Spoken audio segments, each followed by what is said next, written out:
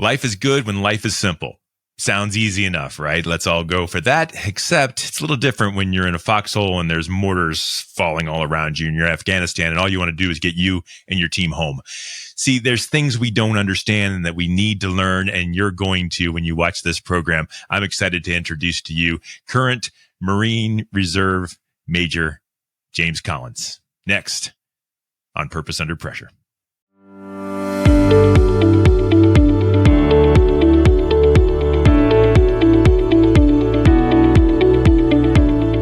The heat is on. Let's get cooking. This is Purpose Under Pressure. It's a podcast about people who swing their feet out of bed every single morning on purpose, just like we all do.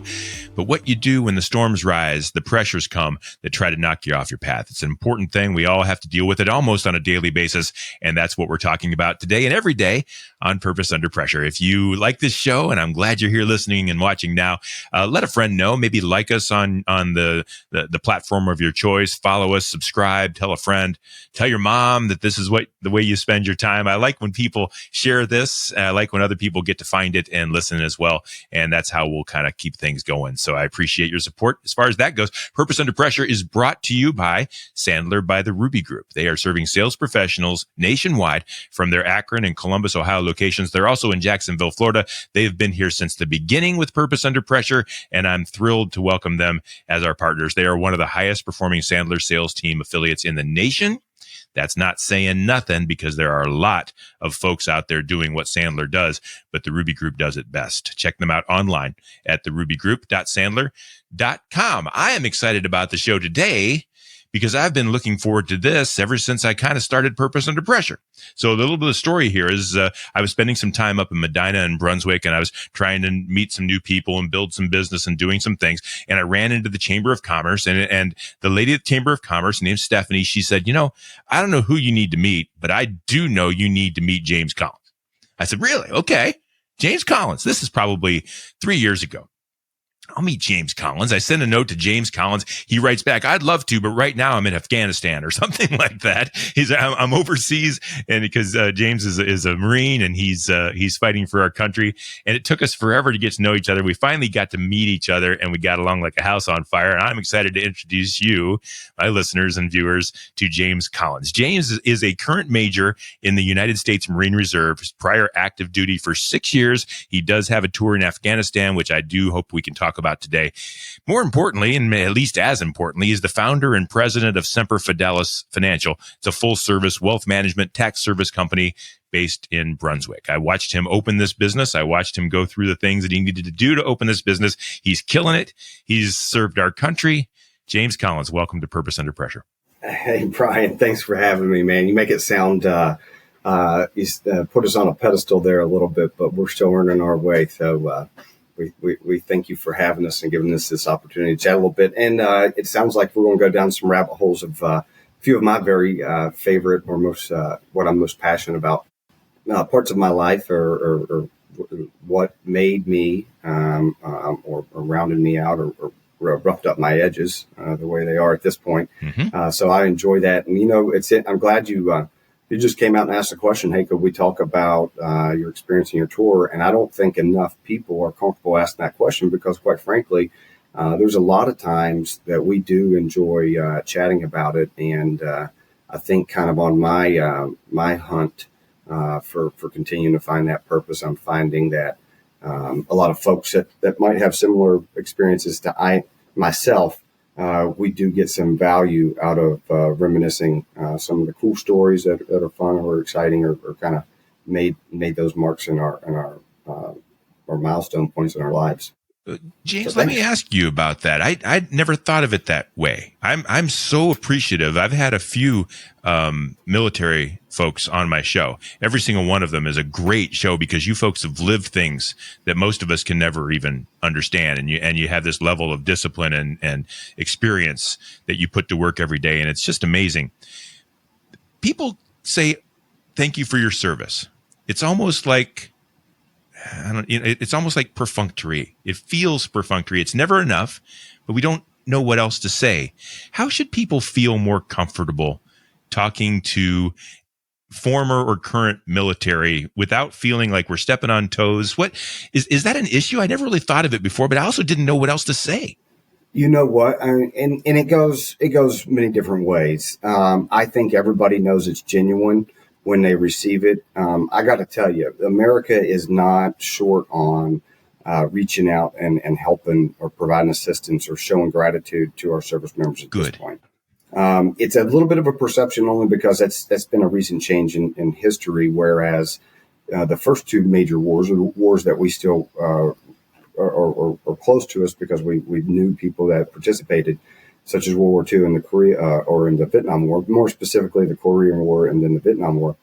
The military had a different perspective. People had a different perspective or a different lens on how they viewed the military during those eras across the country. So the benefits, the country's ability to support veterans at that time, or even understanding. I mean, we were so young.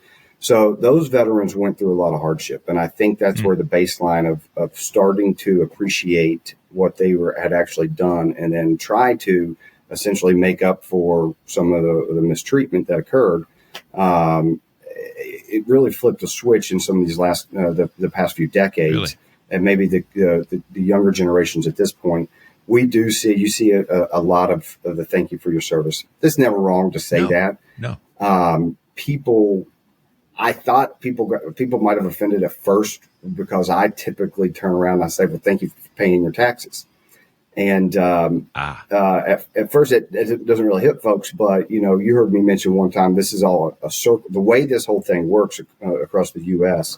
is because it's a circle of democracy, and where my service is something you're appreciated for, but your tax dollars are paying me a lot of benefits for that service. So it's a earn and a reward system, and then in turn you're getting protection. But at the same time, you're electing the politicians, right? And then our politicians are advising the president, who's the commander in chief, who is my military boss, who's also employing me to go out and then recruit your son who's sitting at your kitchen table.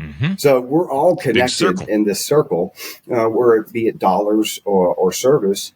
And sometimes people forget that the reason our military is so valuable is because of those dollars of the people in our economy that are electing the officials and paying the taxes. Yeah.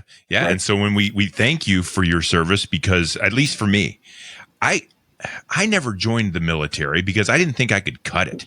I didn't think it was for me. And I imagine a lot of people think that too. I think I might have been afraid. I think I might have been not sure. I wasn't recruited. It was just, my dad was in it. I just never had an opportunity to serve. And yet you folks are out there doing it. And I see what you're doing and I read about doing it. And when I say thank you, it's almost like, I wish I could have done more, but thank you for everything that you're doing. So there's a little bit of personal guilt, is it? Because this country is for everybody. Yeah, it is, and you got to get over that. You got to recognize your part. That's why I say that. I mean it back, and that's why hey, thank you, because the problem that military or veterans are dealing with today isn't that the support's not there; it's that they don't know how to attain it. There's too many actually spoons in the pot because there's too many contractors bidding for the next way to help the next veteran. And then when we support all of those, there's no simple process at this point. So there's loans, there's healthcare, there's job assistance, there's education. And I'll be honest, I'm a product of so much of it. You say like, hey, you didn't serve. I had the opportunity to serve. It worked out in my life. The timing, the door opened up where God was kind of showcasing to me that I needed to do something to progress in life. And I needed to do something different than what I was currently doing. And he didn't have me tied down to any obligations or other opportunities that were quite as attractive. And so when you're single and 22, graduating with an undergraduate degree, you're like, who's going to pay for my next stint of fun, right? That was an opportunity. And for me, it started because I realized I wanted to shape up and I wanted to grow professionally and I wanted somebody to pay for a master's degree. And so when I told my mom that I was going to start talking to the military, her response was, oh, you got to talk to the Marines. I love this recruiter I know from my school. It's just awesome. And I'm like, Mom, I'm serious about the military thing because I think there's opportunity. I said, I'm not serious enough to join the Marine Corps. So let's just pause that. And then lo and behold, I was, probably a week later, I was in tears talking to a guy in dress blues in my living room at college. And, it's all history since. So what were you crying about? What were the tears about? He was a good recruiter. He hit my purpose. He was going to help me find a purpose. That's what I was missing at the time. Still missing, you're still looking for it. It's just, there's more clarity around the purpose I'm going after, That's the question I was next going to ask. I love that we get along so well. I love that you kind of led me to it. Rather than me just ask what your purpose is, I'm interested in if your human purpose has changed from the time you went into the Marines to now.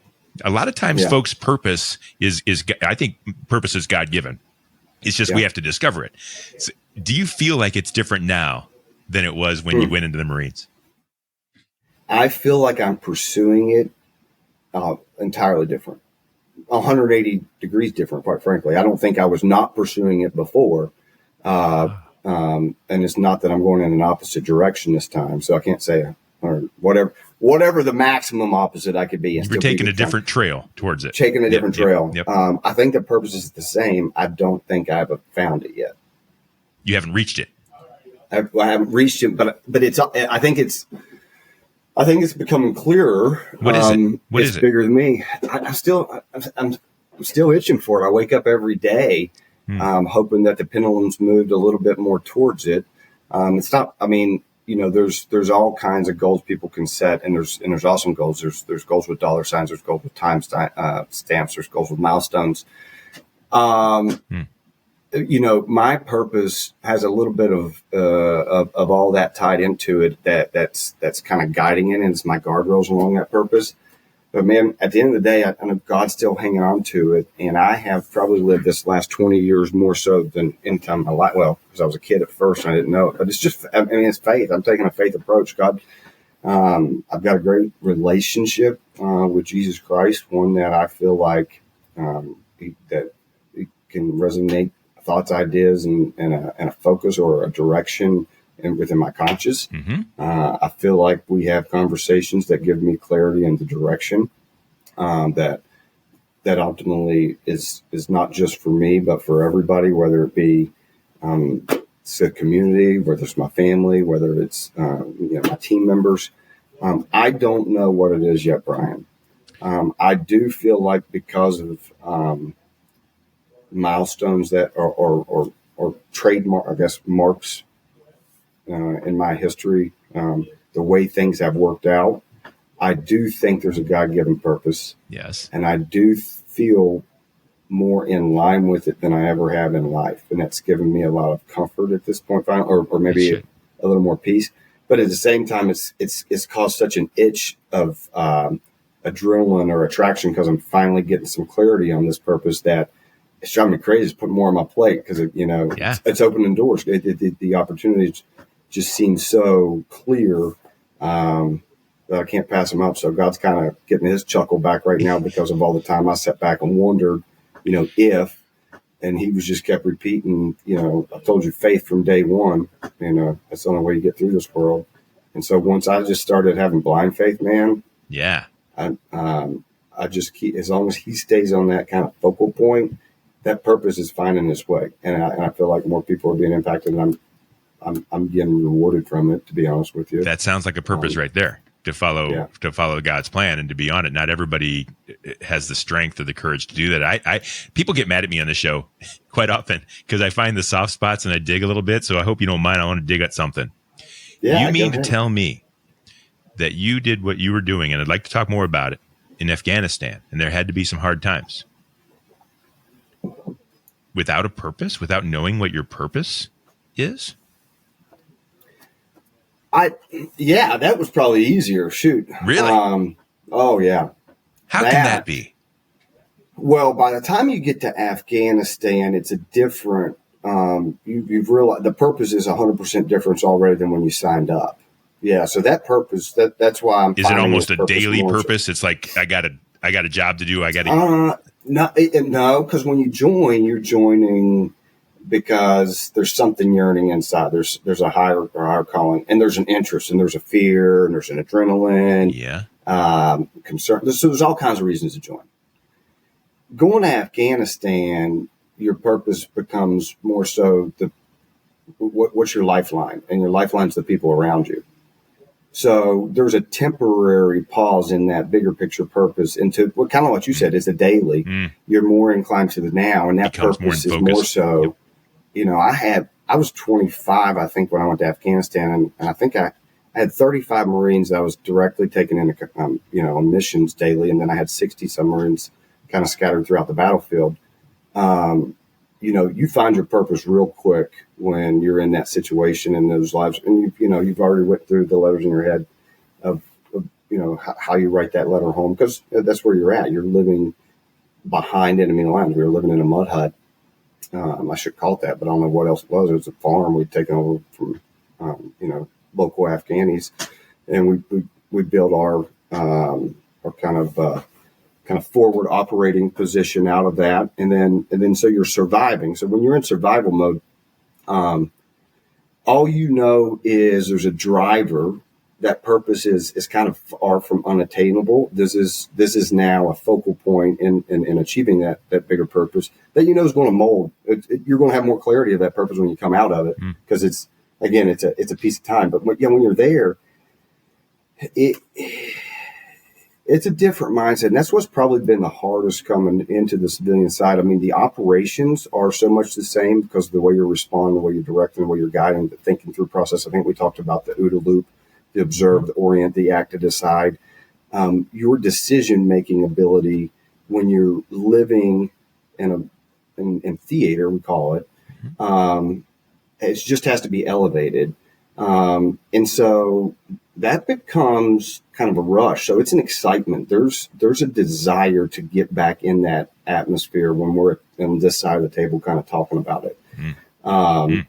So when you ask, larger purpose, then you're just blinded, man, because the short term is that group around you. And I'll tell you, that group of 30 around me was probably all that purpose was. And they were so good that, I mean, your purpose was all about having fun and moving the cause along. I mean, it was kind of an integral moment when we were there because we were starting to downsize. We started militarizing certain areas of Afghanistan, and my unit had gotten kind of to the point where we were kind of the preferred outlet to folks to call, because we were out in the middle of the communities, living amongst the local nationals, and then we were on the road the most because we were a larger citizen. We were motor transportation Marines, so we drove all the trucks and managed all the trucks.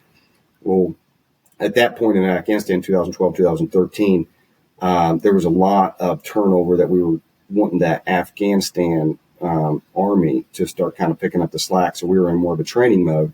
But as you can imagine, the logistics, whether you're going in gunfights every day or facilitating just security perimeter, logistics have to happen. People need food, people need ammo, band-aids, bullets, transportation of bad guys, whatever it may be.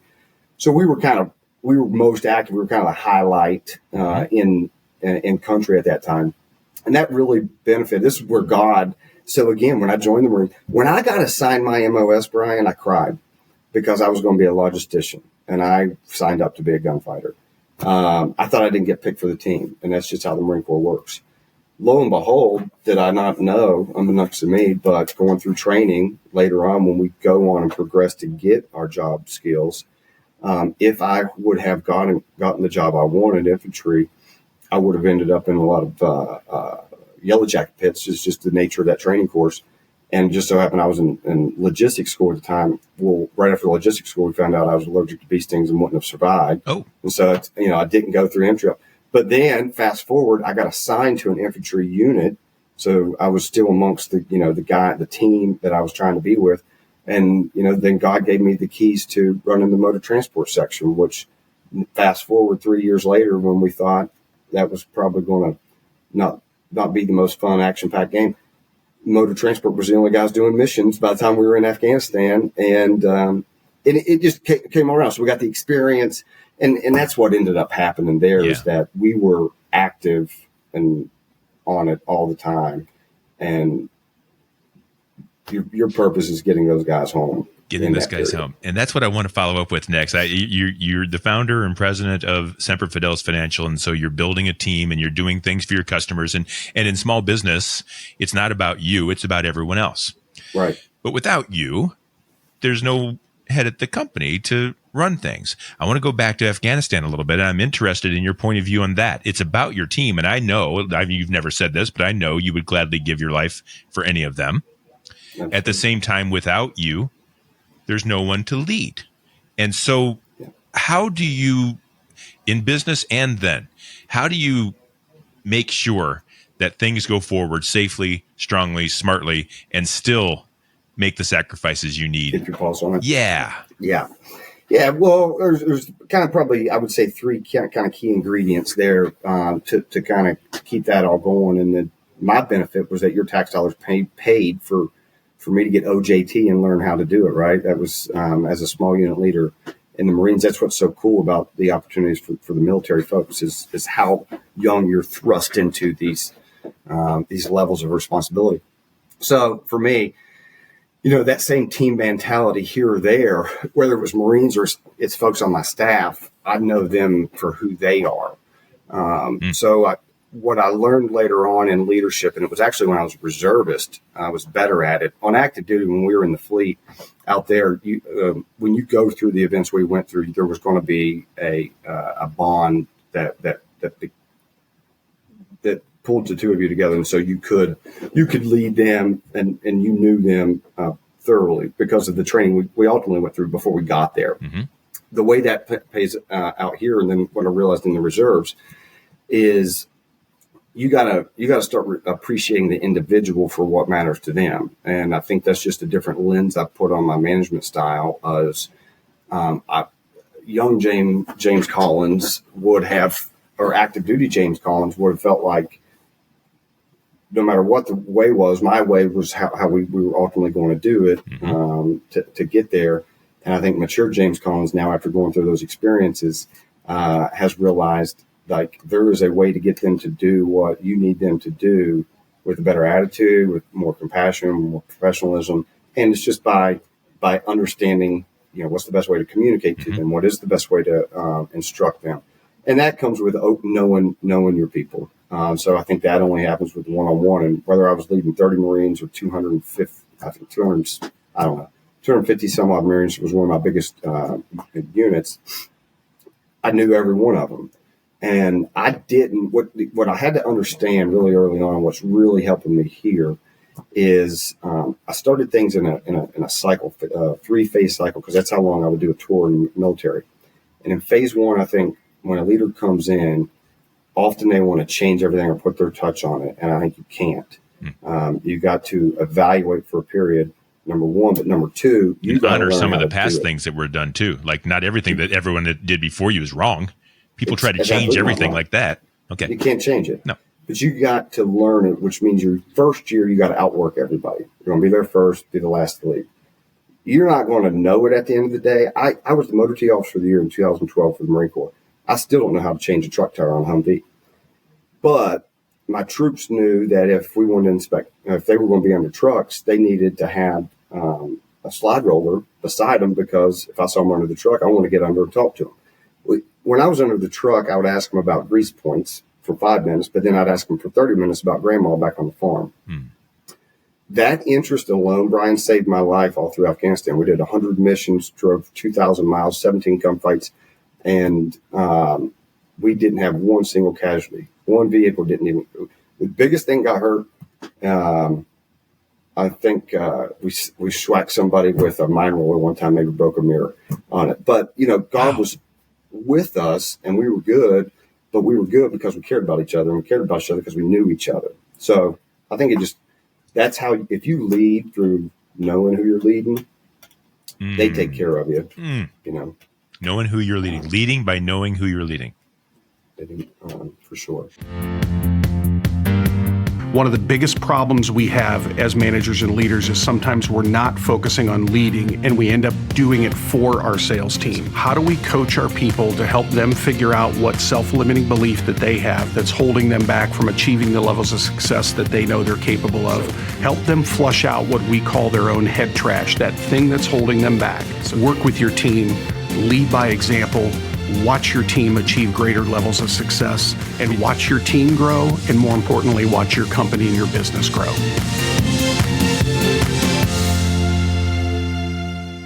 So that's why you're a great business owner. That's why you are a great major in the Marines. I'm interested now in taking that one step further. At Semper Fidelis, you also have customers. And what makes you, so there's a financial advisor, a tax guy on every corner, maybe Right. 3 or 5 of them, Yeah. right? Right. Oh, yeah. And I'm not asking you to say that you're better than them.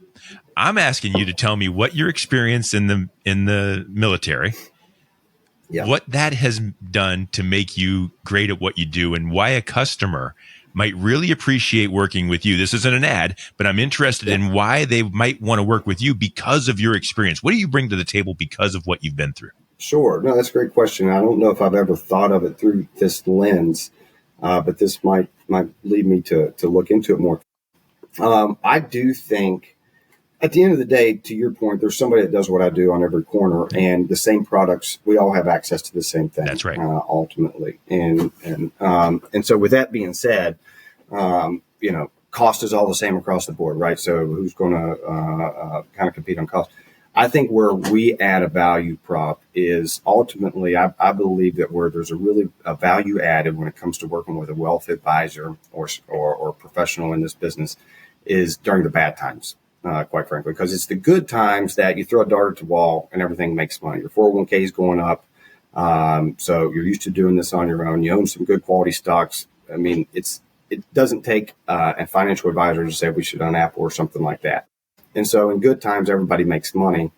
And that's where all of us on the street corner look the same. Mm-hmm. And what's interesting, what I like to pride myself on is that we don't lose clients only because we kind of continue delivering. And then we spend a lot of time educating and training. So you asked me about my staff. My most expensive bill right now is my time spent training.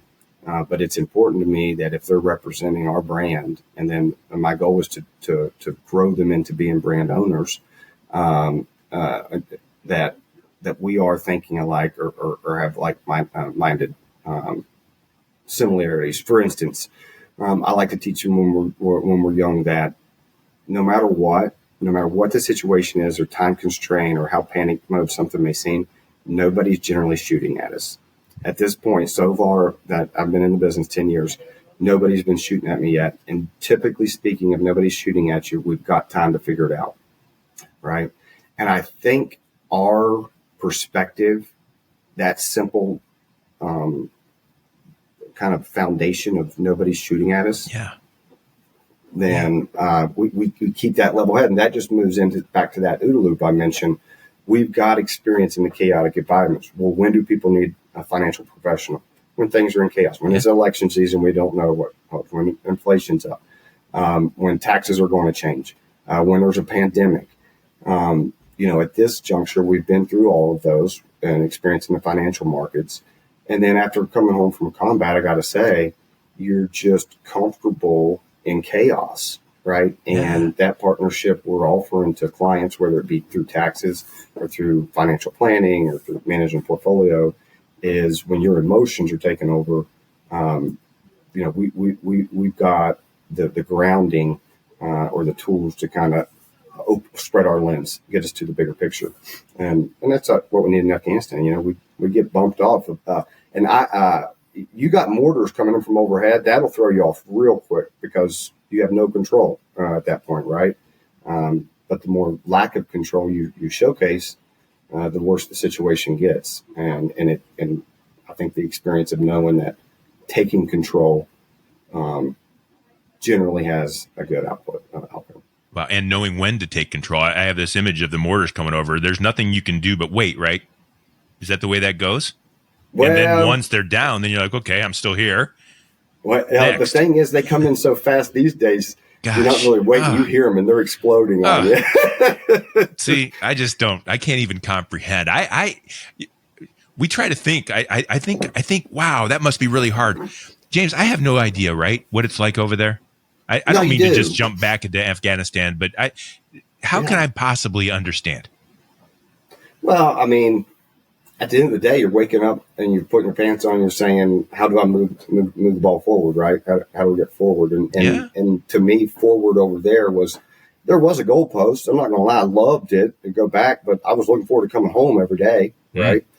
And so every day you're moving towards that. Your goals get very basic, like I'm going to shower once this week. That's a pretty simplified goal. But then the things that are taking up your mind, like the things that we have to worry about here on a daily battle rhythm, that's chaotic. Think about the kids getting to school and the lunch boxes and the homework and the job. I mean, over there, when your biggest thing you're looking forward to is after you get done with this mission that you've become comfortable with is it's shower day, or tomorrow we get real eggs as opposed to powdered. I mean, when life's simple, life's good.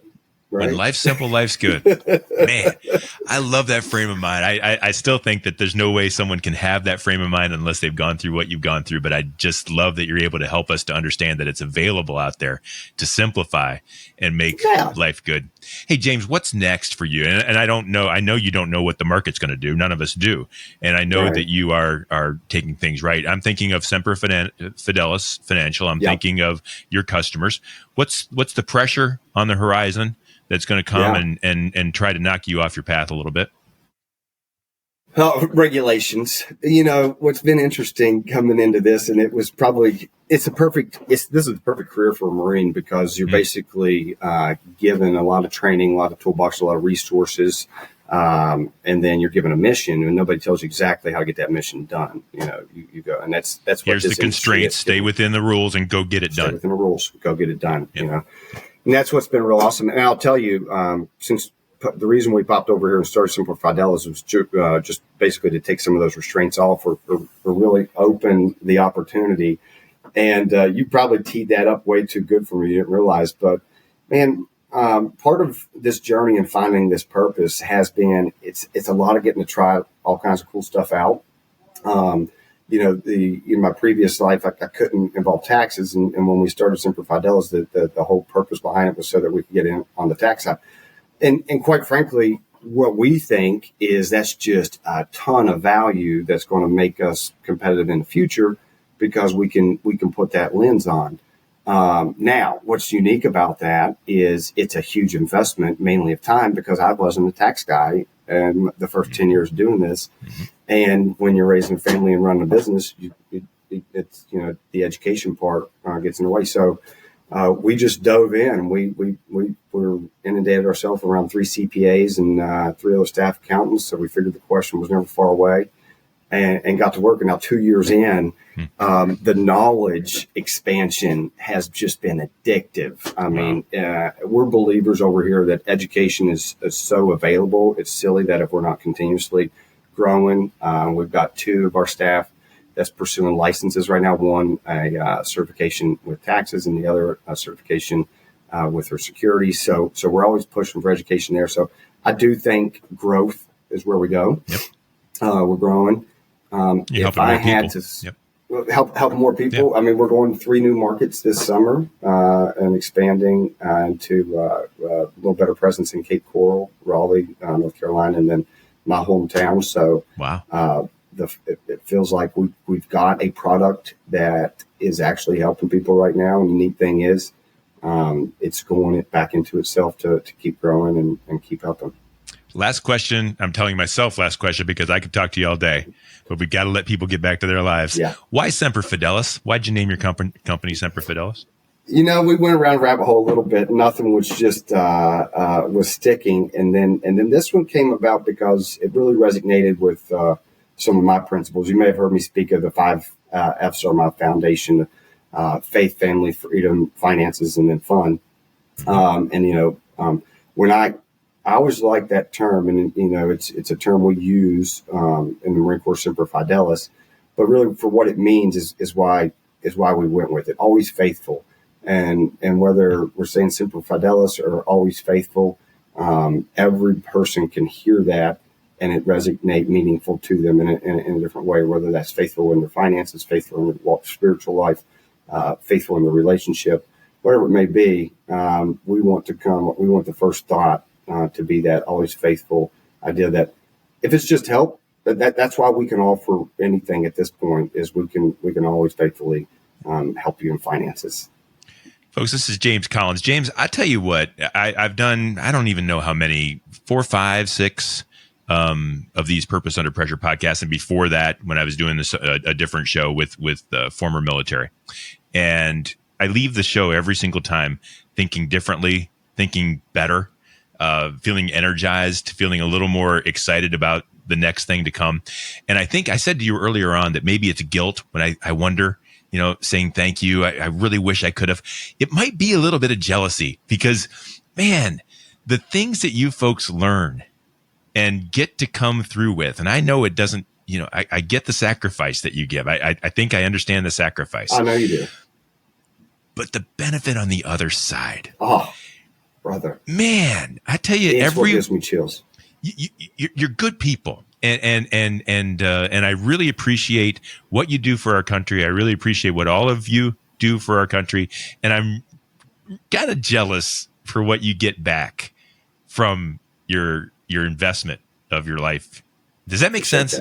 It absolutely makes sense. And I'll tell you, that all that tells me is that I finally vocalized it or verbalized it appropriately because, Brian, I'm a coal miner from West Virginia. And I'm living a dream daily. Yes, sir. And it's because of the Marine Corps said, all right, we'll give you a chance. That's James Collins. He is the CEO, president, founder, all-powerful leader of a great team of financial advisors and tax consultants at Semper Fidelis Financial. He's a major in the Marine Corps Reserve. Did I say that right? The United States Marine Reserve. And he's just a good dude. And James, if someone wanted to reach out to you and talk to you about anything we talked about today, and of course, the work that you do at Semper Fidelis, how would they find you? Yeah, absolutely. Thank you, Brian. Phone number is out there, 330-222-3393. Anybody, including myself from the staff, be happy to chat with you. We start with a discovery free consultation where we just chat and get to know each other. Welcome to go on our website, semperfidelisfinancial.com. You do have to spell it all out, but find out all about us, see the rest of our team, come and meet us, check out our blurbs of newsletters, and stay tuned. You asked what we're expanding. We got a health and wealth partnership that'll be launching in the near future. So lots of nutrition facts.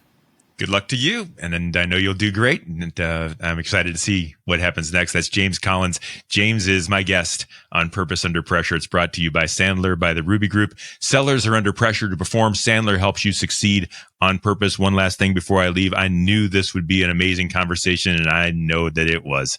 I am so grateful to you, James, for being a part of this show. This was fun.